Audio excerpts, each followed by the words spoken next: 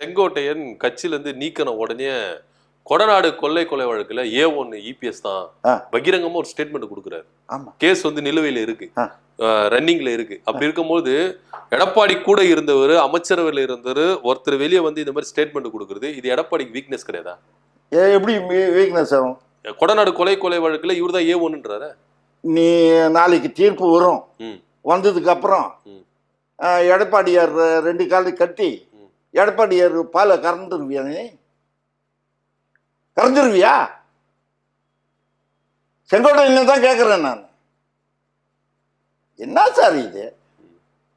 கூட இருக்கும்போ ஒரு பேச்சு, உனக்கு ஆகலைன்னு ஒண்ணு இன்னொரு பேச்சா? இது மக்கள் பார்க்க மாட்டாங்களா?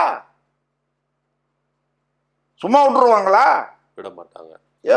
இதோ ஸ்டாலின் வந்தாரு, முதல் கேஸ் அதுதான், தூசி தட்டிடுவேன் அப்படின்னாரு. இது வரைக்கும் நடவடிக்கை எடுக்க முடியலையே. புடுங்கினாரு.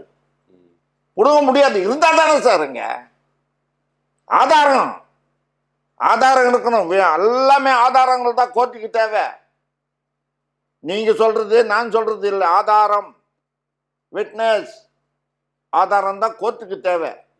எங்குமே இல்லையே.